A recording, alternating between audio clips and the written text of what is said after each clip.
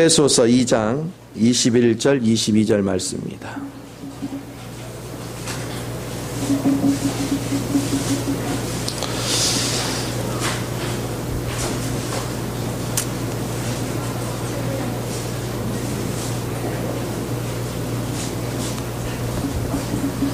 자, 에베소서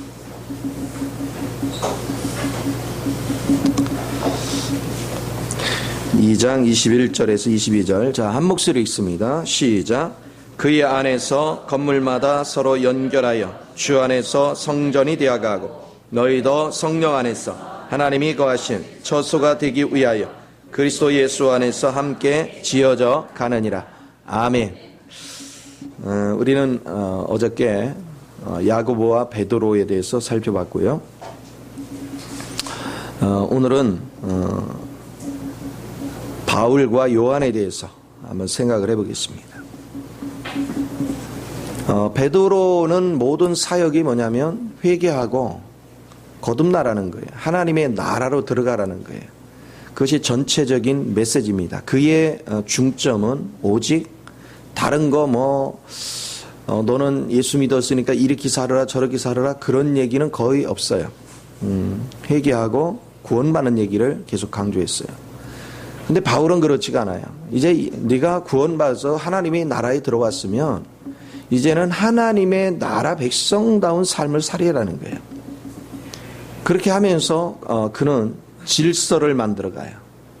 그래서 하나님의 집에 질서를 만들어가면서 그것이 이제 건축돼 가는 거예요. 영혼 한 사람 한 사람을 세워갈 줄 아는. 그리고 또 영혼들 한 사람 한 사람마다 하나님이 주신 특성이 있어요. 각자의 성품들이 있습니다. 그 다양한 성품이 조화를 이루어서 하나님의 집을 건축해 가는 그런 원리들을 쭉 다루고 있어요. 그래서 이제 많은 사람들이 예수 믿고 구원을 받아놓고도 이 바울 사역을 이해를 못해요. 대부분의 사람들은 베드로가 회개하고 예수 믿어라 그러면 네 천국 간다 이것만 알지, 일단 하나님의 백성이 되어지면 우리는 삶을 어떻게 살아야 되는지 하는 구체적인 것에 대해서는 알려고를 하지 않아요. 여러분의 가정생활 범사를 이렇게 보면 가정이 가서 보면 안 되는 것들을 쭉 이렇게 보게 되는데 그것은 하나님 관계가 첫째 잘못되어 있는 사람, 하나님 관계가 잘못되어 있는 사람은 생활 전체가 뒤틀려 있죠. 근데 어떤 집은 권위가 서 있지를 않아요. 집에 가보면 권위가 서 있지 않으니까 질서가 없죠. 무질서 천국입니다. 그래서 아내가 머리인지 남편이 뭐인지 헷갈려죠. 아내가 머리 역할을 하는 것을 물구나무 서고 사는 거예요. 이렇게 되니까 되는 일이 없어요. 그런가 하면 가정에 구성원들끼리 조화를 이룰 줄을 모르는 거예요. 그러니까 자꾸 문제가 생겨요. 그리고 물질도 하나님의 원리대로 관리가 바르게 돼야 되는데 물질 관리가 제대로 안 되니까 돈이 막히는 거예요. 모든 것들이 하나님의 특성 안에서 지혜롭게 규모 있게 질서 정연하게 만들어져 가야 되는데 이런 것이 안 돼. 그래서 바울 사도는 이런 거 하나하나를 우리에게 가르쳐 주는 거예요. 그러면서 그 질서 안으로 우리를 만들어 갑니다. 그래서 이렇게 훈련이 되어지면 여러분이 하나님의 나라에 들어온 사람끼리 질서 정연하면서 그러면서도 뭐예요? 위계 질서가 있고 조화를 이루고 규모 있고 짜임새 있게 성도들이 좀 자기 역할을 맡아서 하면서 서로가 합력해서 사는 그런 아름다운 그런 모습들을 보여줍니다. 바울은 그렇게 하도록 만드는 거예요. 그러니까 여러분의 가정들이 그냥 예수 믿고 기도하면 해결된다라고만 생각했어요. 그러나 전혀 그렇지 않아요. 여러분이 주님 안에 들어와서는 하나님이 여러분에게 맡겨준 성품의 특성들이 있습니다. 물론 그리스도 안에서 이루어지는 거죠. 그 각자 준 재능이 있고 성품의 특성이 있는데 그런 것들이 서로가 조화를 이루어서 아름다운 하모니를 이루어갈 때 아름다운 교회가 되는 거예요. 여러분 가정도 이것이 잘 이루어지면 아름다운 가정이 돼요. 그래서 제가 우리 교회는 4가지 목표를 줬죠. 그 4가지 뭐예요? 첫째는 영으로 충만해야 돼요. 그렇죠? 그러려면 하나님과 내가 어떻게 해야 돼요? 관계가 바로 돼야 돼요. 그 다음에 이제 위기 질서가 돼야 돼. 그래서 질서가 살아있는 거예요. 그 권위가 살아있어야 질서가 사는 거예요. 그리고 수평적 관계로 조화를 이루어야 돼요.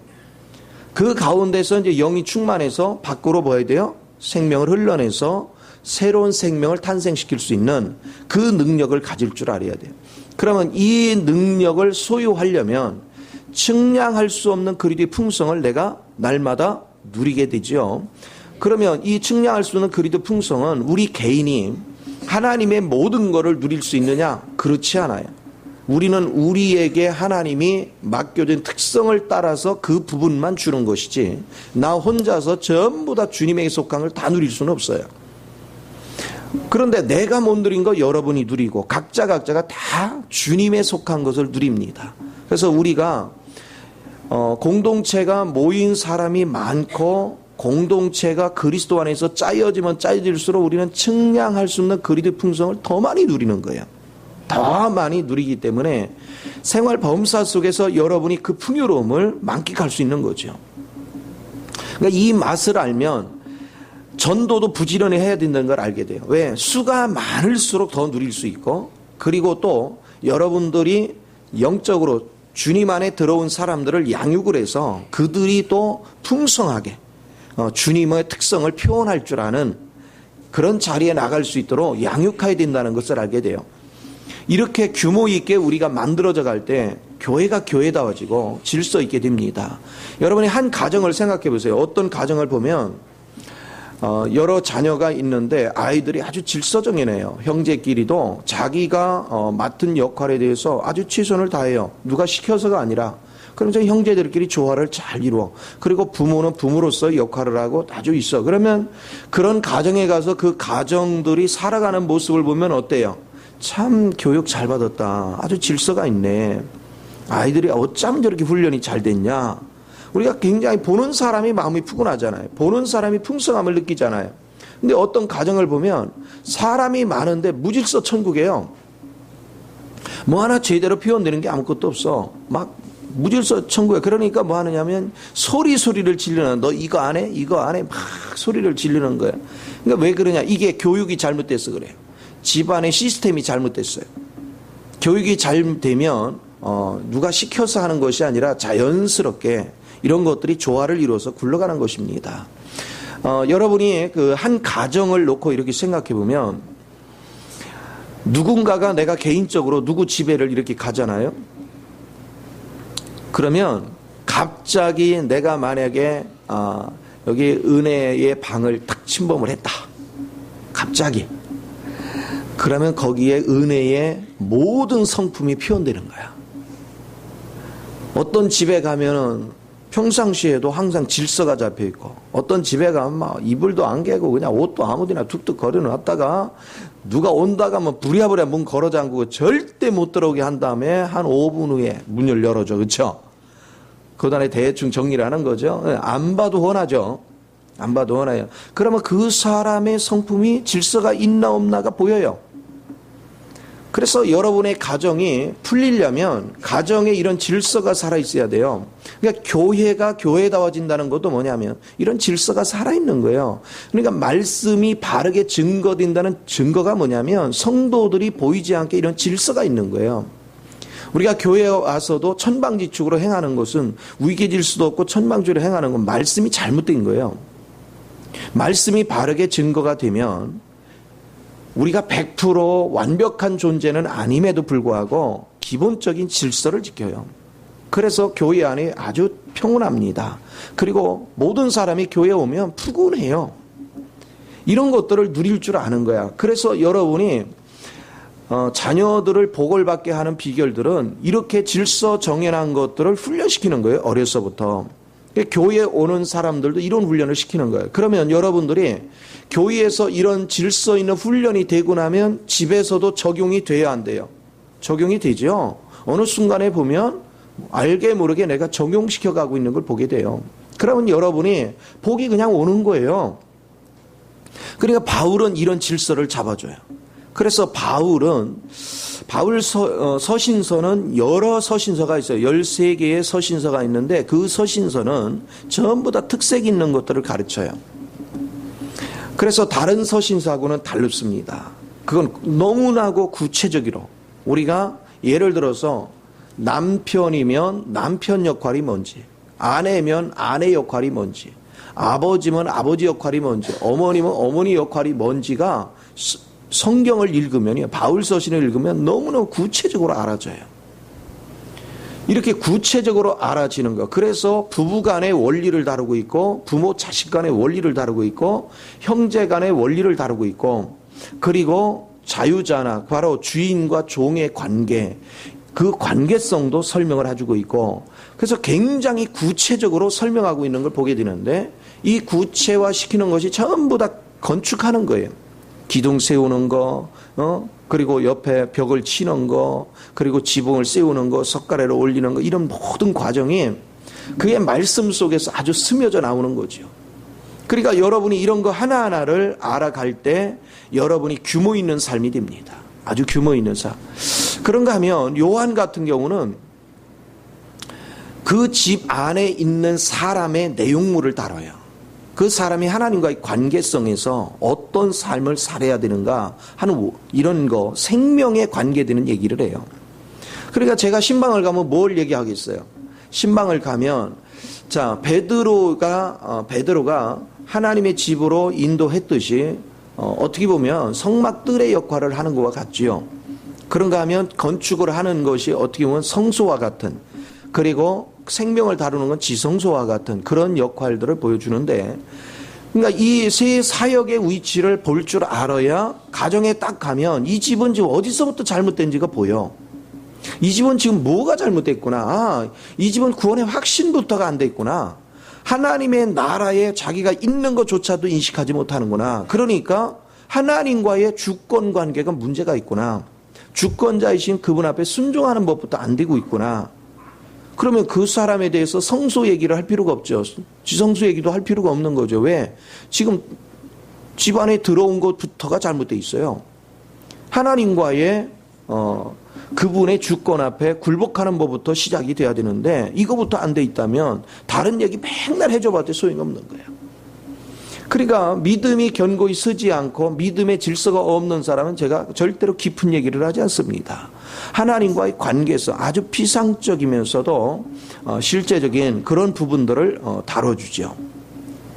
그러나 조금 하나님 관계가 바로 된 사람은 이제 이런 질서 안에서, 바울 서신의 기초에서 질서 안에서 뭐가 제대로 기초가 안 잡혔구나, 뭐가 기둥이 제대로 안 섰구나, 뭐가 지금 틀어져 있구나, 이런 것들을 잡아주는 거죠. 그런가 하면 이런 것은 어느 정도 된 집이 있어요. 그런 집은 이제 생명의 흐름을 어디로 잡아가야 될 것인가, 그 생명이 어떻게 해야 내게 강하게 역사할 수 있는가, 그 생명의 관점에서 다뤄져요. 그래서 여러분들이 항상 신앙생활을 할 때는 겉으로 볼 때 그냥 교회 다니고 뭐 성경 읽고 예배 드리고 이게 아니다. 아, 내가 살아가는 것이 모든 것이 기초가 잡혀야 되는구나. 그래서 제가 개인적으로도 이런 얘기했죠. 시간 관리를 할 줄 알아야 돼. 공간 관리를 할 줄 알아야 되고, 공간 관리가 뭐라고 했어요? 공간 관리는 내 한 사람이 아니고 나를 중심으로 해서 내 주변에 사람들이 많아. 그렇죠? 이들과의 관계성을 유지할 줄 알아야 돼요. 이 모든 게 조화를 이룰 줄 알아야 돼. 그런가 하면 여러분들이 물질관이 바로 돼 있어야 돼요. 물질 관계, 그래서 물질을 바르게 다룰 수 아는 거. 그런가 하면, 자, 나를 중심으로 해서 공간 개념이 있다면 우리는 1대1의 개인, 대인 관계 면에서도 아주 중요한 겁니다. 그러니까 이런 역할에 대해서도 여러분이 바르게 세워져야 되고, 그런가 하면 내 개인적으로도 뭐예요? 실력이 향상돼야 돼요. 내가 세상 지식도 있어야 되고, 영적인 능력도 있어야 되고, 내가 정신을 다스릴 수 있는 그런 은혜, 그리고 사람들을 아우를 줄 아는 실력을 갖춰야 돼요.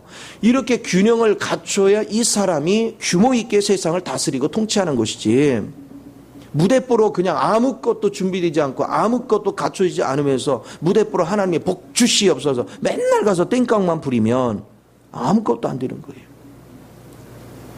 그래서 예수 안에서 사는 것은 그렇게 그냥 무당 굿하듯이 신앙생활하는 게 아니다. 내가 주님 안에 와서 주님의 백성답게 아주 질서정연하게 만들어져 가는 거예요.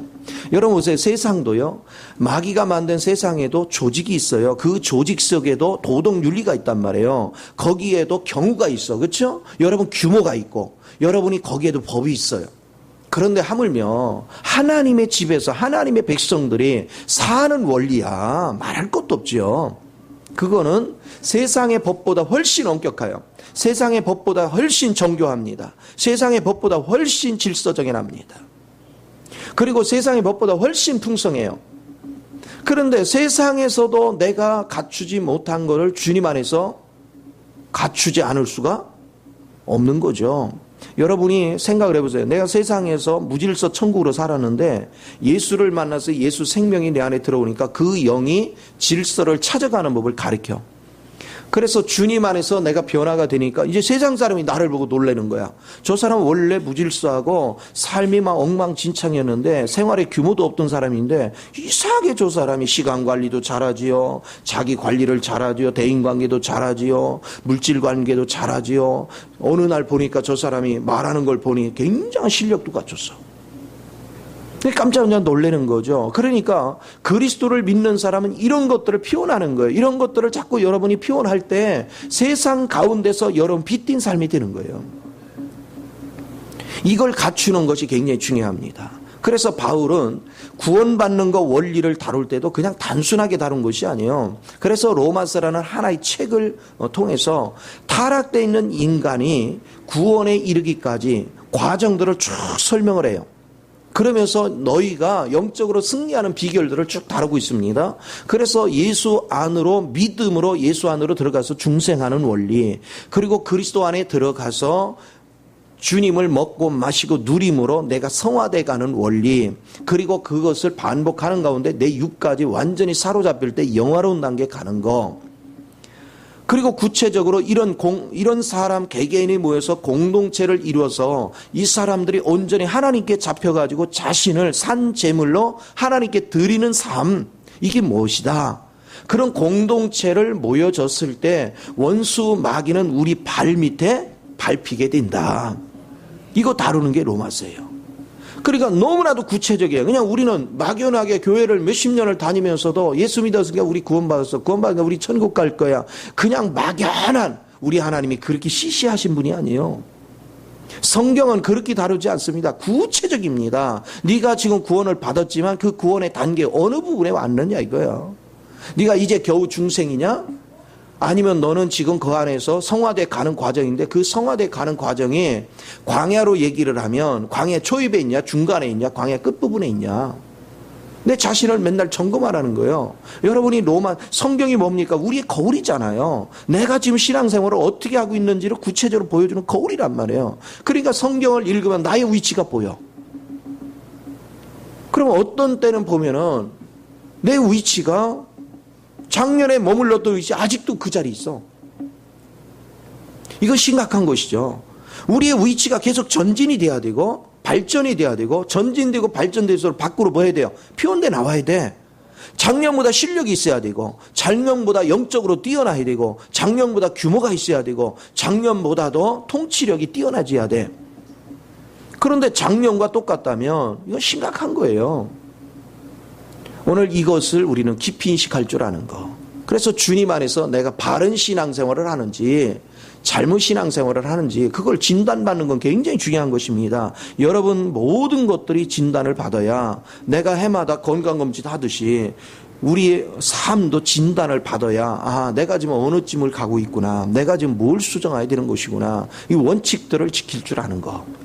이것은 너무나도 중요하다는 것을 제시하고 있습니다. 자, 그런가 하면 바울 사도는 고린도 전서를 통해서 뭐 하냐면 교회 생활이라는 게 뭐냐면 우리 하나의 몸의 생활, 바로 개인의 생활과 공동체의 생활과 그리고 그 안에 있는 질서를 다루고 있어요. 그래서 뭐 하느냐, 우리 공동체는 분열이 일어나면 안 된다는 거예요. 서로가 몸의 하나인 것을 깨닫고 서로 권리를 주장하지 말고 서로가 협력하는 자가 되라는 거예요. 그래서 우리는 집회 가운데 모여서 하나의 몸을 이루는 원리를 다룬 거죠. 그래서 우리가 자유를 줬는데 하나님이 주신 자유를 남용하지 말고 오히려 그 자유를 하나님의 질서를 만드는 데 써라. 그러면서 가정의 질서를 다루고 있어요. 그러면서 또 하나님과의 성만찬의 원리를 다루고 있어요.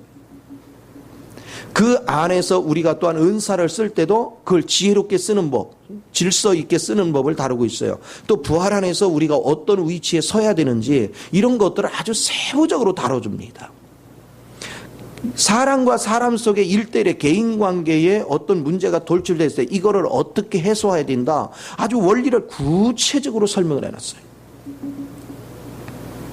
이것이 여러분의 생활 속에서 질서를 만들어가는 아주 규모 있게 만들어가는, 그러니까 이런 것들이 없으면 무질서 천국이 되겠죠.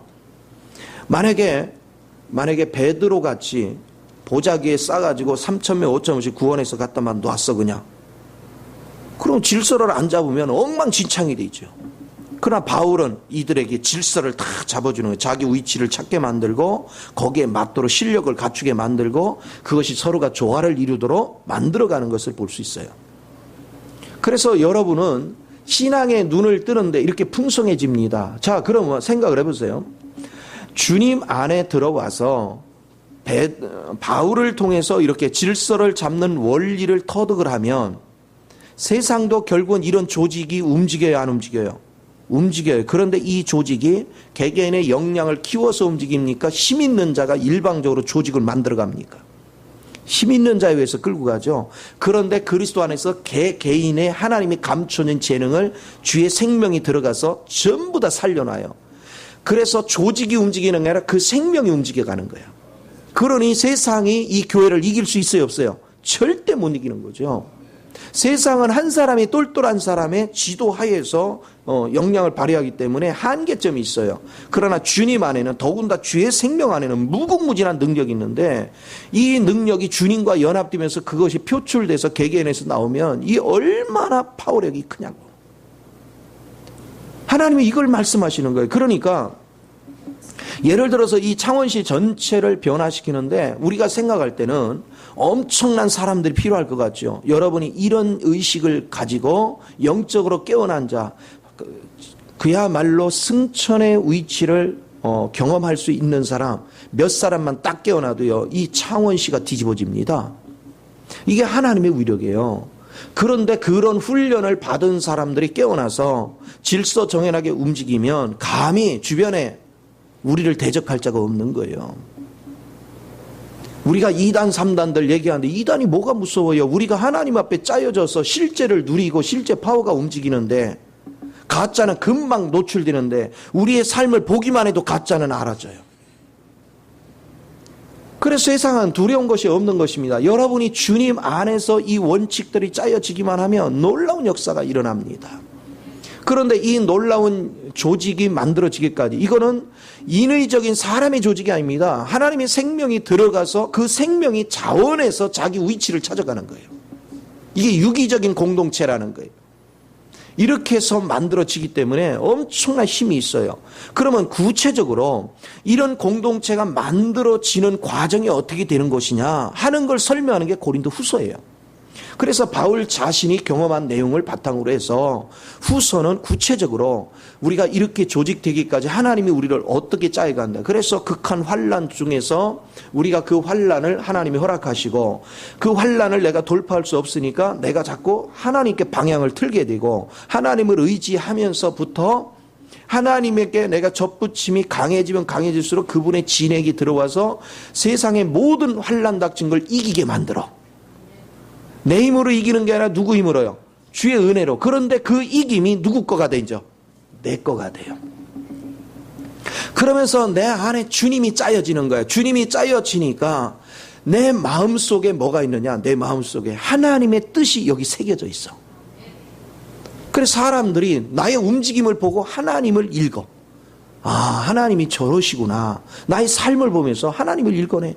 그리고 내가 하나님을 표현해 나는데 거울에 반사하는 것 같이 하나님을 표현해내.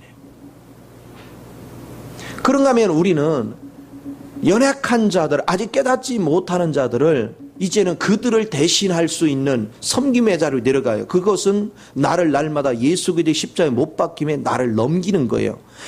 저 사람을 살리기 위해서 나를 죽이는 거예요. 이렇게 하면서 내가 내 육이 소멸되는 것만큼 내 속에 짜여져 있는 그리스도 성분이, 예를 들어서 내가 김영인 집사님 위해서 살리기 위해서 내 자아를 죽였다. 그러면 내 속에 있던 그리스도의 영이 김영인 집사님에게 흘러들어가. 흘러들어가면 어떻게 하냐. 김영인 집사님이 그 속에서 그리스도를 맛보는 거야. 나를 통해서.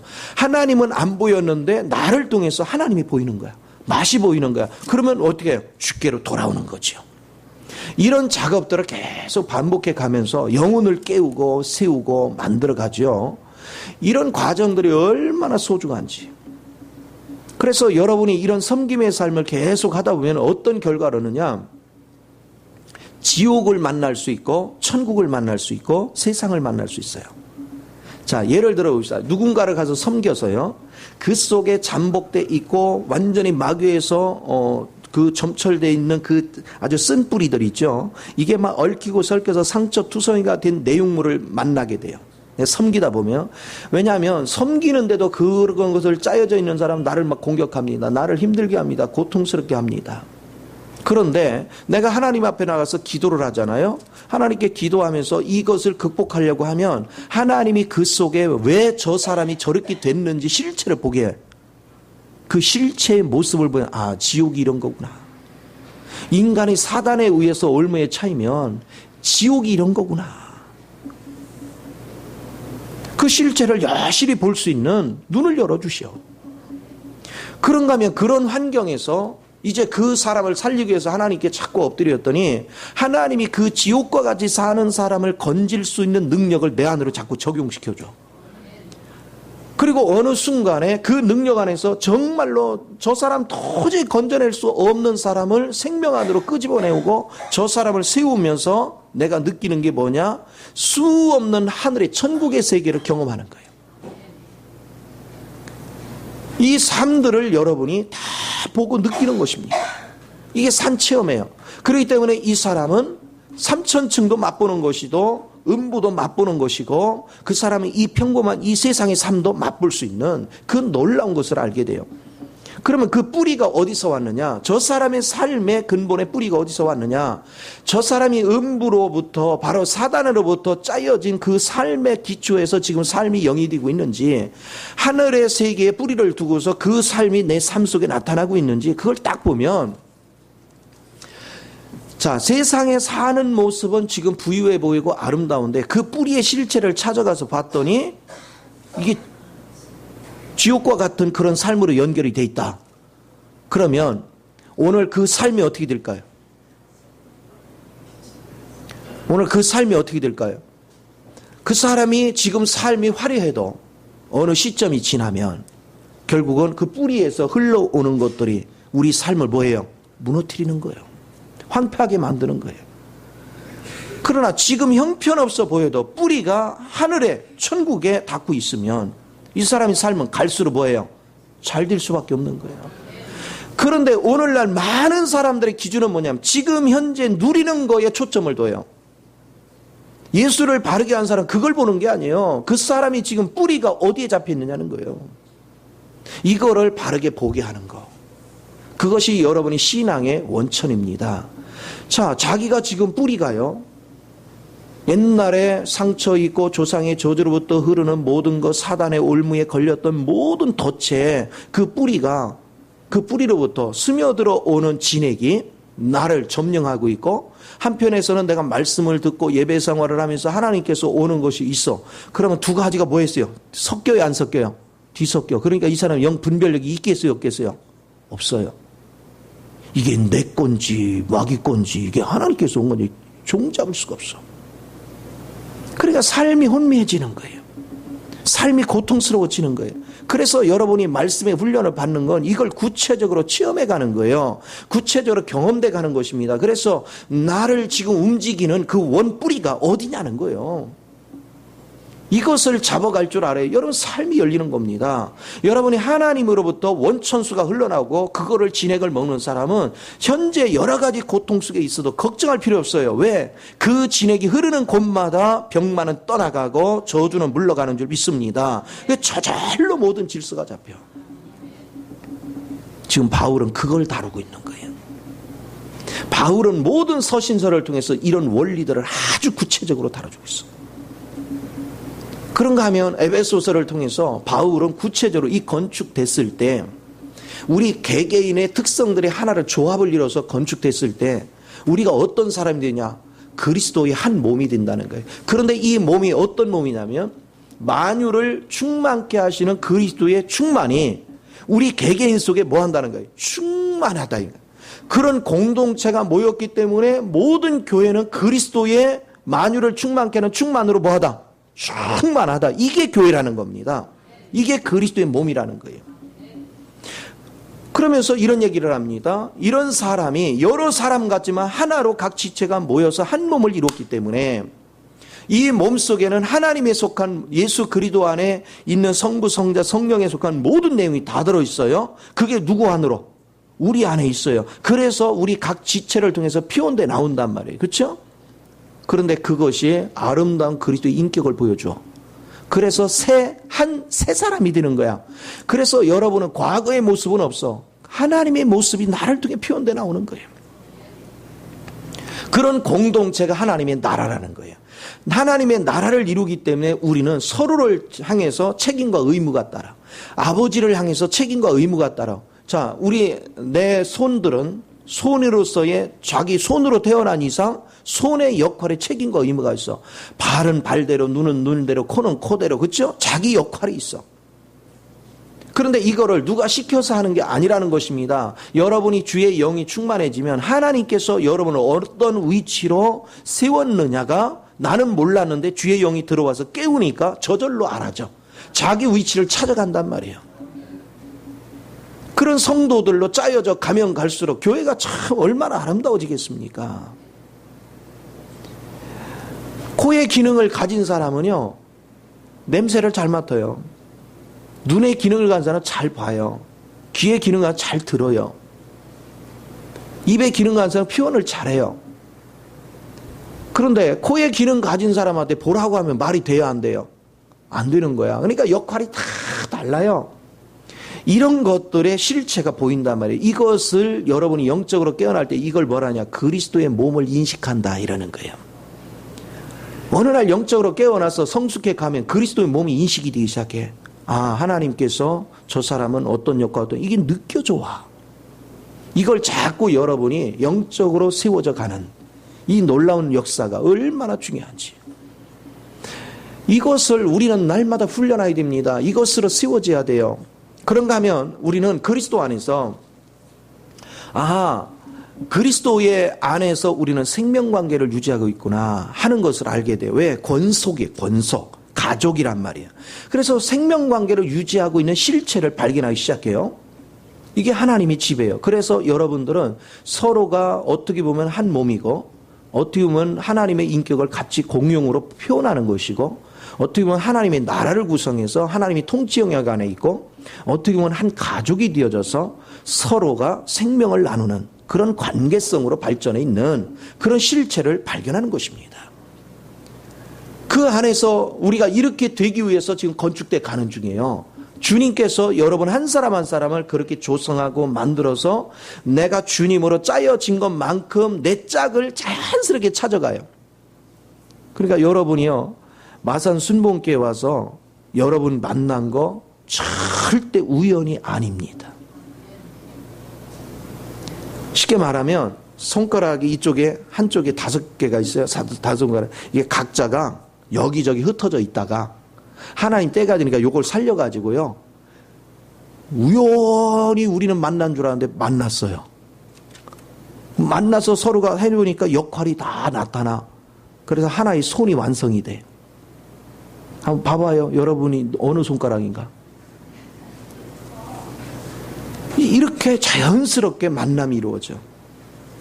그리고 우리가 마산 순복음교회에 모여서 서로를 보고 있는데도 신기하게 여러분이 동질감을 느끼는 사람이 또 구별되죠. 그 안에서도. 또 그렇게 끼리끼리 만나요. 모여요. 발가락의 역할을 할 사람 발가락 역할에 붙어야 되고 손가락 여기다 거기 묶고 쫙 해서 이게 신기할 정도로 그렇게 짜여져 가는 거예요. 우리는 알지 못해요. 그러나 주님이 역사하심으로 그렇게 만들어 가시는 거야. 그리고 우리가 지각이 어느 정도 열리면 그걸 인식하기 시작하는 거야. 아, 누구는 어떻고 이게 인식이 돼. 그러면 생각을 해보세요. 여러분이 이게 인식이 돼서 보면 저 사람이 알고 보니까 내 몸이네? 저 사람이 내 지체네? 저 사람 없으면 내가 뭐 해야 돼요? 손가락이 5개가 있어야 될 게 하나 없으면 불구자가 되는 거예요. 그렇죠? 저 사람 없으면 내 인생이 불구자네? 그러니까 끌어안는 거예요.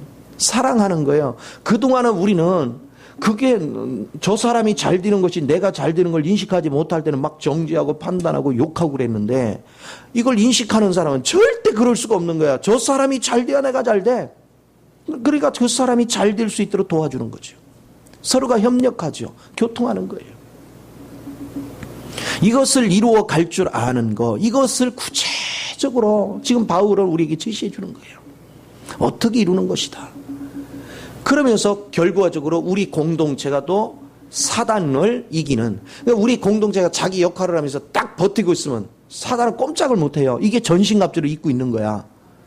그래서 우리는 그냥 군사야. 근데 군사인데 나가서 싸우는 군사가 아니에요. 우리는 이제는 주님으로 조성됐으니까 보세요. 우주 만물을 창조하실 때 하나님이 뭐 하시면서 창조하셨어요? 뭘로? 말씀으로. 그렇죠? 적을 제압하는 것도 뭘로? 말씀으로. 그럼 보세요. 우리가 이렇게 딱 주님 안에서 짜여지면 우리가 누구야? 우리 속의 내용물이 다 누구야? 하나님이시죠. 그럼 하나님은 뭘로 일하시는 거야? 말씀으로. 그래서 우리가 말씀을 선포하면 그대로 되는 거야. 기적이 일어나고 원수마귀는 물러가고 우리가 하나님의 뜻 안에서 말씀이 선포되면 나중에 뭐 그대로 다 돼가. 이게 그리스도 안에서 사는 원리예요. 주님께서 우리를 이렇게 짜여지도록 만든 것입니다. 이 사역이 되어지는 거예요. 그러니까 바울의 사역은 굉장히 광범위해요. 왜? 사람들이 살아가면서 이 건축이 되려면 건축 재료서부터 건축 깎아내야지, 그걸 선별해야지, 그것이 또 짝을 맞춰야지 하는 모든 과정이 전부 다 바울 서신에 있단 말이에요. 그러니까 굉장히 광범위하고 굉장히 지적인 것도 요해. 풍성합니다. 그래서 여러분이 성경을 읽을 때 그냥 아무 생각 없이 지식으로 읽으면 아직 모르는 거예요. 하나님의 세계에 대해서 눈도 못 뜬 거야. 성경을 읽으면 바로 이런 것들을 느끼고 만지고 체험하고, 그래서 이걸 아는 사람 말이 내가 사업을 하든 내 가정을 경영하든 직장 생활하든 이걸 적용할 줄을 아는 거예요. 지혜롭게. 여러분, 세상에 발명품이 어디 있습니까? 사람들은 발명품이라고 하죠. 그런데 그 발명품이 다 어디서 나왔어요? 예수님께서, 하나님께서 우주 만물을 창조하신 거에 원리 속에 다 있던 거잖아요. 그거 발견한 거예요. 그리고 사람들은 그걸 발명품이라고 그래요. 사실은 하나님이 다 만들어 놓으신 거예요. 여러분, 비행기 뜨는 거 그거 원리를 어디서 배웠어요? 새가 나는 것도 연구하고 막 그래서 아는 거 아니에요? 모든 것들이, 모든 동심을 하나님이 창조한 세계에 그것들이 어떻게 움직이는가 그걸 관찰하고 원리를 이해해서 그 속에서 발견해내는 거예요. 그러니까 한 가지도 주님 편에서 보면 우리가 발명했다고 하는 거 웃기는 얘기예요. 이미 발명은 누가 다 하셨고 주님이 다 하셔서 써먹던 거야. 우리는 그걸 발견해서 재활용하는 거지. 이 원칙을 우리가 잘 이해할 수 있는 거. 그래서 제가 항상 얘기하는 겁니다. 여러분이 세상 학문을 공부하는데 하나님을 알고 하나님 안에서 원리를 공부를 해서 깨달으면 본질을 아는 거예요. 본질을. 그런데 하나님의 원리를 발견한 것을 학문화시킨 것이 이제 우리가 세상 공부야. 이걸 갖다가 초등학문이라고 그래. 내가 주님 안에서 직접 듣는 거하고 여러분들이 사람들이 그걸 발견한 거를 학문화시켜서 그거를 공부하는 거하고는 차원이 달라요. 자, 학문화시켜서 공부하는 것은 사실은 내가 경험한 거예요? 경험 안 한 거예요? 경험 안 한 거예요. 그렇죠? 그런데 학문적으로 배웠어요. 그러니까 실제는 아는 거예요? 모르는 거예요? 몰라요. 근데 여러분이 영적으로 지각이 열려서 현장을 체험하는 가운데 얻은 지식은 이건 죽은 지식입니까? 산 지식입니까? 산 지식. 차원이 다른 거예요. 이게 복음을 보는 관점이에요. 이게 세상을 읽는 관점이란 말이에요. 그러나 제가 왜 살아있는 생명의 실제를 자꾸 얘기하는지, 이것을 계속 강조하는 이유가 바로 그런 것입니다. 그래서 여러분이 삶의 근본을 만질 줄 알아야 돼요. 예를 들어서 학생을 가르치는 선생이다. 하나님께서 사람을 어떤 구조로 만들었는가? 사람들은 의사가 분해해가지고 인체 구조만 봤지요. 그 세포 하나하나에 하나님이 그 안에 담겨는 그 역할이 있어요. 그런데 의학적인 역할만 있는 게 아니란 말이에요. 그 속에 감성도 있고 그 속에 다양한 내용물들이 있어요. 그러니까 하나님은 지정의가 다 적절히 조화를 이루어야 이 세포 하나도 제대로 활동을 하는 거죠. 이런 역할 하나하나를 볼 수 있는 지각이 우리는 열려야 돼요. 그래서 주님을 알면 알수록 이런 세계가 자꾸 열려진다. 그리고 이런 것들을 느끼게 된다. 그래서 단순하게 외형적인 관점에서 평가하는 것이 아니라 그 내면의 문제를 미리 볼 줄 아는 그 은혜, 너무나도 귀한 것이죠. 오늘날 의사들이 사람을 치료하는데 실제는 의사들이 50%도 진단을 못한다고 그러죠. 50%도 치료를 못한다는 거예요. 그 이유는 뭐냐? 그렇게 영의 세계에서만 볼 수 있는 거를 그들은 볼 능력이 없어요. 기능적인 것만 보는 것이지 감춰져 있는 정서적인 것이나 어떤 지적인 것이나 여러 가지 복합적인 내용을 그들은 이해할 수가 없어요. 그러나 주의 영을 붙잡으면 그게 이해가 돼요. 그게 만져져요. 그래서 이걸 병행 치료해 가야 몸이 회복이 되어지고 새로워지는 이 은혜를 경험하는 걸 믿으시기 바랍니다. 그래서 성경을 이런 의미를 알면서 여러분이 성경을 읽으면 꿀송이 같은 거예요. 성경같이 황홀할 정도로 꿀송이 같은 게 없어요. 여러분이 피상적으로 성경을 읽으니까 그 재미가 없는 거예요. 그러나 이런 깊은 것들을 감지하고 그 깊은 세계를 성경을 읽으면서 그 세계를 유용하는 거예요. 영의 세계를. 그럼 그 황홀경이라는 건 말로 표현이 안 돼요. 엄청나게 하나님의 그 엄청난 세계들. 자, 예를 들어서 여러분이 물고기 하나를 연구해 보면 물고기 속에 뭐 유선형으로 돼 있다, 뭐 했다, 비늘 하나가 있다, 뭐 했다, 그 구조적으로는 역할이 다양하잖아요. 그렇죠? 그리고 그 물고기 자체도 느낌이 있잖아요. 그렇죠? 그런데 학문적으로 분석을 하면 이게 무슨 역할 하지만 그 느낌까지 다 잡지는 못하잖아. 근데 여러분 영의 세계는 그거를 맛보는 거예요. 내가 영의 질감 안에서 그걸 느끼는 거예요.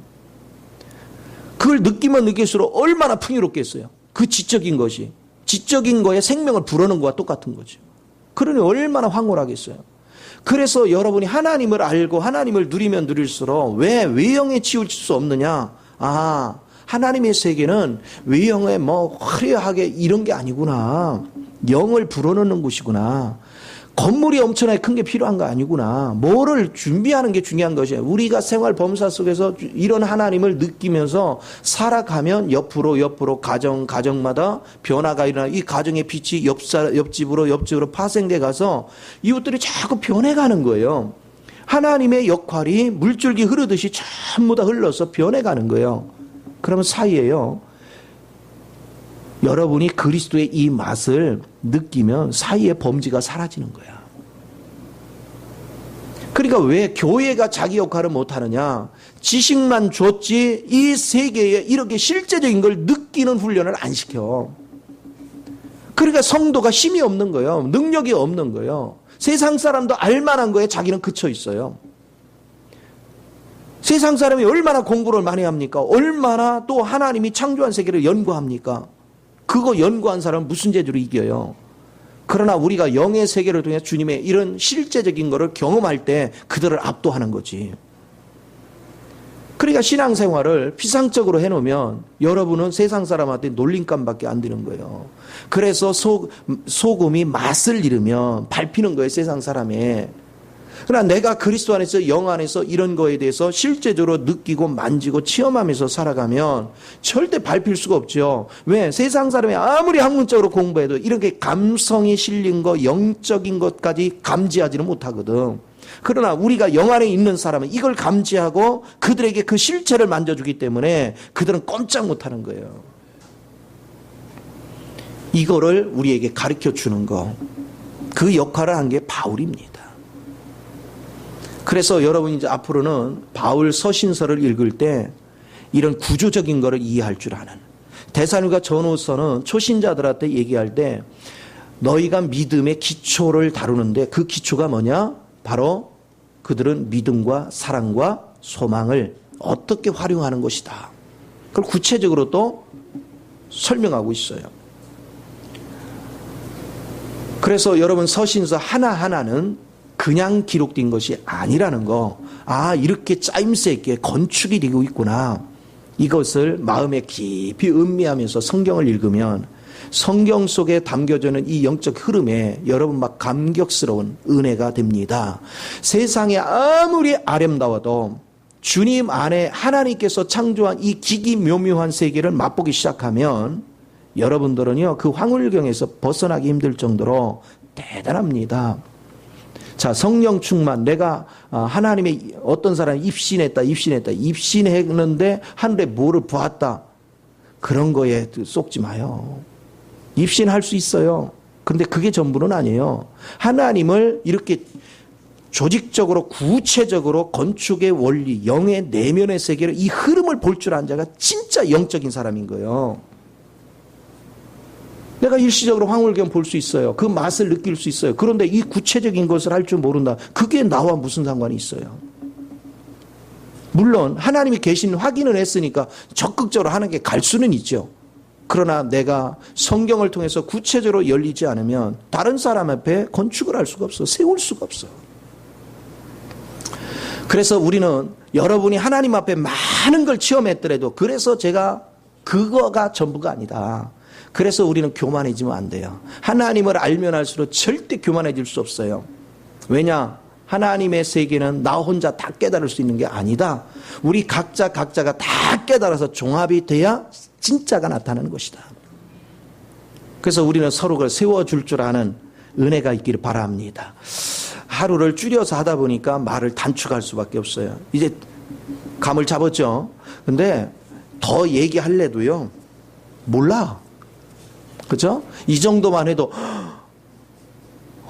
그렇구나. 그 정도지 감이 안 와 아직. 왜? 여러분 눈동자 보니까 감이 안 와. 실체를 느낄 줄 아는 거. 자, 그 다음에 이제 사도 요한이 쓴 글들을 보면 그는 바울이 얘기한 건축에 관계되는 뭐 부부 관계는 어떻게 하라, 부모 역할은 어떻게 하라, 자식은 어떻게 하라, 이런 거 있어요 없어요? 그런 거 없어. 오직 사도 요한은 뭔 얘기를 하냐면 하나님의 집이 건축됐으면 하나님의 집에 사는 사람이 하나님의 영을 따라서 생명을 따라서 다루어져 가는 걸 하고 있어요. 그래서 요한일서 2장 12, 13절을 보면 이런 얘기를 합니다. 아비들아, 청년들아, 아이들아. 이게 뭘 얘기하냐면 생명관계 안에는 어른이 있고 청년이 있고 아기가 있듯이 우리가 하나님의 집에 생명을 가진 자는 장성한 자가 있고, 그렇죠? 어느 정도 자란 자가 있고 어린아이가 있다는 거죠. 그래서 생명의 관점에서 모든 걸 말하고 있어요. 그래서 그는 다른 내면체 지성소 안에 있는 내용물을 다루지 밖에 있는 내용을 하나도 다루지 않아요. 밖에서 경건의 모습으로 보여지게 다루는 건 전부 다 바울을 통해 다뤘어요. 그런데 이제 그거를 움직여가는 생명의 핵심을 다룬 게 누구냐면 요한이에요. 근데 결국은 보세요.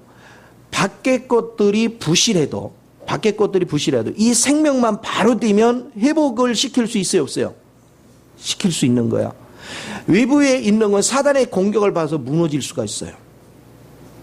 그런데 생명의 본질을 딱 잡고 있으면 무너져요 안 무너져요? 이거는 안 무너져. 그러면 밖에 있는 게 무너져도 다시 뭐 할 수 있어요? 세울 수 있어요. 이걸 다루는 게 요한이에요.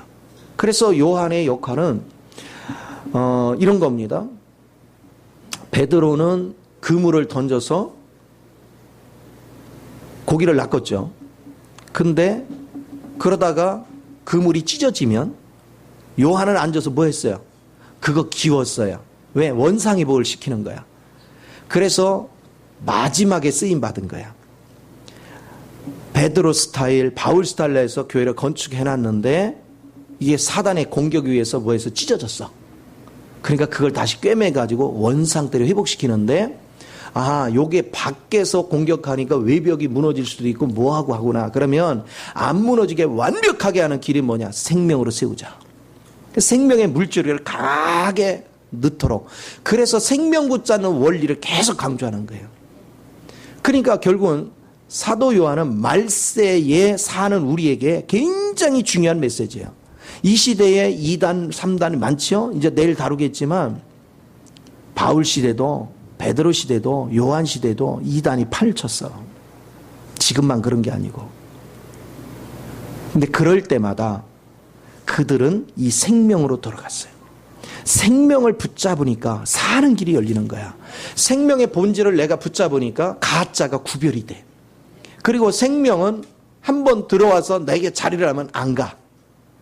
그래 되니까 밖에 있는 게 허물어지면 다시 재건축하고 허물어지면 재건축하고 할 수 있는 힘이 있어요. 그래서 끊임없이 이 생명을 다루는 거예요. 그래서 요한복음을 통해서는 이 생명이 와서 허물어져 있는 사람들 바로 보세요.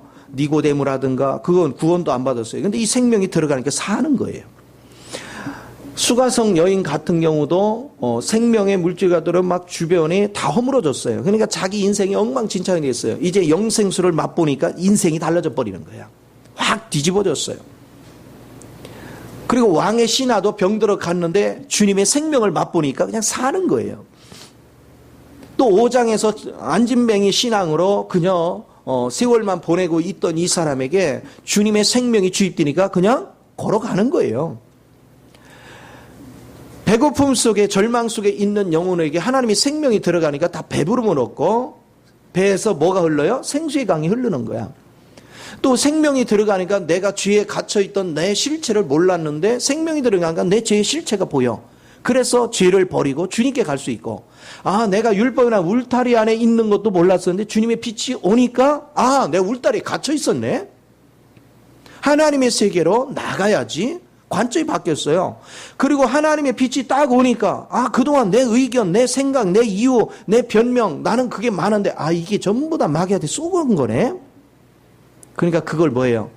버리는 거예요. 그래서 여러분 나사로가 무덤에 들어간 거는 뭐가 들어갔냐면 여러분의 이유, 변명, 이론 그게 무덤에 있고 나올 때는 그게 싹 무덤에 남겨놓고 부활의 생명으로 나오는 거야. 이 놀라운 것들을 성경이 우리에게 비춰주고 있어요. 참으로 신비에 속하는 이런 내용들을 성경은 얘기한다. 그런가 하면 요한 1서는 뭐냐면 이제 너희가 하나님의 빛 가운데서 주님과 있으면 내 죄가 여실히 드러난다. 그렇기 때문에 죄를 자백할 수밖에 없고 자백하면 씻음을 받게 되면 이제는 주님의 실체가 네 안에 들어와. 그러면 뭐가 돼요? 내 속에 하나님의 사랑이 넘친다. 그러니까 사랑이 넘치니까 이 사랑은 하나님의 사랑이기 때문에 누구를 절대 미워할 수 없는 거예요. 그리고 영을 정확하게 분별해요. 그리고 이 사랑은 세상의 쓰레기 같은 세상을 좋아하지 않아요. 절대 세상을 사랑하지 않아요. 오직 어디 것만, 하늘에 속한 것만, 하나님께 속한 것만 사랑해요. 그러면서 그는 땅에다 소망을 두지 않아요. 어디다? 하늘에 소망을 둬요. 그리고 생명을 소중히 여기기 때문에 하나님을 사랑하면 사랑할수록 영혼을 사랑한다는 거예요. 영혼을. 그래서 우상을 피하고 죄를 짓지 않고 항상 경건에 서는 그런 일꾼으로 새로워진다. 그래서 생명을 강조하는 거예요. 그러면 여기서는요. 사도 요한이 네가 이렇게 행동할 때 저렇게 행동할 때 이런 얘기한 게 아니에요. 네가 생명이 들어가면 이게 자동으로 된다는 거예요. 생명이 들어가면. 그러면 오늘날 저와 여러분도 생명이 들어가서 바울이 건축해놓은 삶이 나타나야 돼요. 그게 밖으로는 경건이야. 안에서는 생명이고. 놀라운 거죠. 이런 원칙 안에서 여러분이 세워져 가는 이런 흐름들, 이거를 탁 잡고 움직이는 것이 너무나도 귀해요. 그러면 종말이라는 게 뭐냐? 계시록에서 가리킨 종말이 계속해서 요한복음이라든가 요한 1, 2, 3서라든가 계시록에서 계속 제일 많이 나오는 단어가 무슨 단어? 요한에게서 제일 많이 나오는 단어가 생명과 사랑이야. 그렇죠? 생명과 사랑이에요. 생명 안에 사랑 덩어리거든요. 그러면 뭘 얘기하느냐? 여러분들이 생명이 꽉 찼느냐 안 찼느냐가 심판의 기준이야. 내가 그리스도의 생명으로 가득 차면 여러분 장성해진 것이고, 생명이 차 있지 않으면 그거는 준비가 안 된 거예요. 그러니까 심판의 모든 기준이 행위에 있는 게 아니에요. 여러분 안에 생명이 얼마나 채워졌느냐.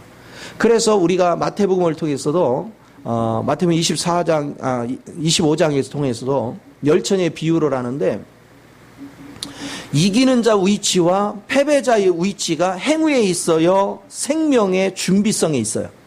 생명의 준비잖아요. 그렇죠? 그래서 이기는 자는 모두가 생명의 불을 켜고 있어요. 구원받았어요. 그런데 패배자는 여분의 기름이 없어. 여분의 생명이 없어. 그것은 뭐냐? 혼까지 꽉 차야 되는데 안 찼어. 패배자는 그래서 영은 깨어났는데 혼이 안 깨어났어. 그러나 이기는 자는 혼까지 깨어났어.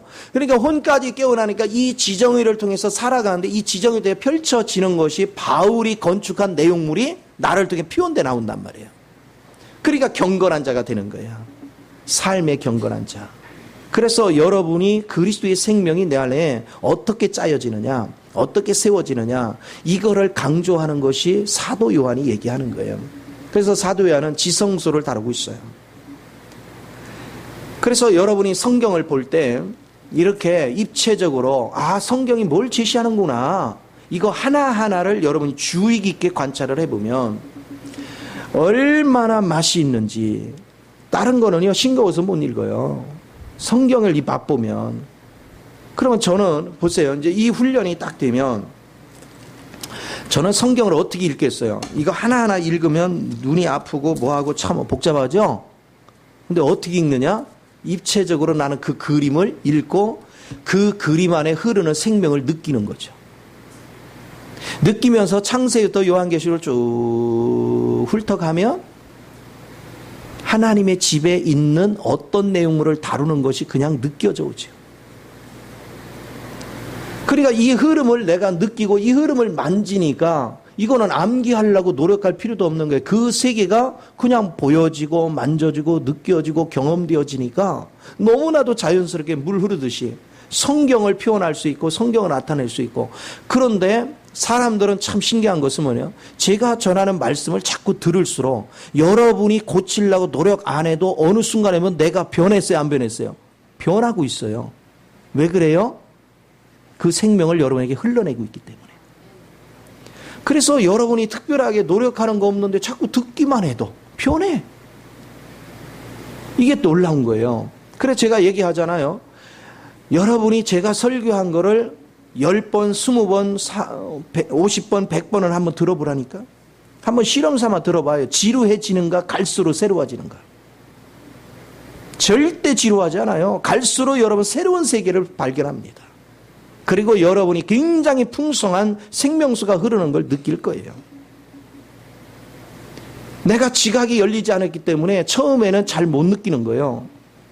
좋은 걸 주어도 맛을 모르는 거예요. 그러나 반복해서 자꾸 듣다 보면 지각이 조금 열리면서 그 속에 담긴 내용이 어떤 내용이라는 걸 너무나도 체험하기 시작해요. 그럼 여러분 풍성해져. 삶이 그렇게 변화돼 가는 것입니다. 그래서 살아있다는 것은, 말씀이 살아있다는 것은 항상 흐름이 있는 거예요. 흐름이 멈추는 것이 아닙니다. 흐름이 있는데 그 말씀을 자꾸 들어도 신기하게 내용이 자꾸 살아있기 때문에 흐름이 있고, 이것을 여러분이 경험할 줄 아는 것, 그게 살아있는 신앙입니다. 그게 생명 있는 신앙입니다. 그렇기 때문에 어저께 야고보는 우리에게 죽음을 보여줬어요. 여러분이 주님의 사역에 들어가려면 먼저 죽음을 해야 돼요. 그래서 우리는 처음부터 예수 그리스도 안에서는 다 죽었지만 실제 면에서는 다 죽은 게 아니야. 그러면 그때마다 주님을 닮아가는 실행을 할 때마다 나는 날마다 죽음에 나를 넘기는 거예요. 이 일을 반복하면서 베드로같이 사람들을 하나님 나라로 이동시키는 것, 그것이 뭐냐? 거듭나게 하는 것이고, 그 안에서 바울과 같이 질서 정연하게 규모 있게 살도록 안배하고 그걸 세워줄 줄 아는 게 이게 건축의 원리고, 그리고 그 모든 건축물을 유지하게 하는 생명을 다루는 거, 그 생명을 풍성하게 만드는 거. 그래서 예수 앞에 접붙임 바 되고 거기서 진액이 흘러나야 되고 유지되게 하는 그 원천을 다루는 거, 그게 사도 요한의 사역이다. 여러분이 이 맥에 눈이 열려지면 성경은 단순한 얘기를 하는 게 아니구나, 이 성경이 굉장히 심오한 얘기를 다루고 있구나, 여러분이 이걸 경험합니다. 그리고 이 세계를 누리면 여러분이 누린 것만큼 여러분에게 역사는, 원수마귀는 그냥 한 길로 왔다 7길로 도망갑니다. 그래서 각색 질병이 떠납니다. 실제로 여러분이 이 영계의 세계를 맛보기 시작하면 여러분은 죽을 병도 떠납니다. 하나님의 주특기는요, 불치병을 고치십니다. 무슨 얘기냐? 사람들은요, 불치병에 안 걸리면 하나님께 안 가요. 사람 찾아가지고, 그렇죠? 병원을 더 좋아하고 자기가 인간적인 방법으로 하죠. 근데 불치병이 걸리면 쭉 짜자자 누구한테 매달립니까? 주님께 매달려요. 그래서 주님의 영을 터치만 해도요, 순식간에 하나님은 모든 병을 고쳐냅니다. 주님께 인생을 거십시오. 그러면 신바람이 나요. 저는요, 주님 앞에 인생을 걸었어요. 내가 주님을 발견할수록 너무 멋진 거예요. 그리고 주님 외의 것은 시시해서 재미가 없어요. 사는 것 같지가 않아. 그게 주님 안에서 주님의 사역을 감당하는 것 같이 보람 있는 삶이 없어요. 그래서 제가 우리 엊그제도 제 대화를 하면서 그랬어요. 물론 우리는 사명을 가지고 주의 일을 하지만 직업으로 계산해도 정말 멋진 직업이다. 왜? 아니, 다니면서 영혼 살려가면서 살아. 아기 다툼에 사는 게 아니라 사람들을 막 살리고 기분 좋게 하고 환경을 변화시켜 가면서 살아. 아니, 세상에 이런 일이 어디 있대요? 얼마나 행복한 일인지. 그래서 주님 앞에 붙잡힐 것 같은 행복이 없다. 여러분 모두가 이 복을 누리셔서 정말로 그저 피상적인 신앙생활이 아니라 정말 생명 있는, 아주 살아 움직이는 실제적인 그런 삶을 살아 날마다 승리하기를 예수 이름으로 축원을 드립니다. 기도하겠습니다. 좋으신 아버지, 크신 은혜와 사랑을 감사합니다. 아버지께서 사랑하는 자녀들을 축복하시고 기름 부으셔서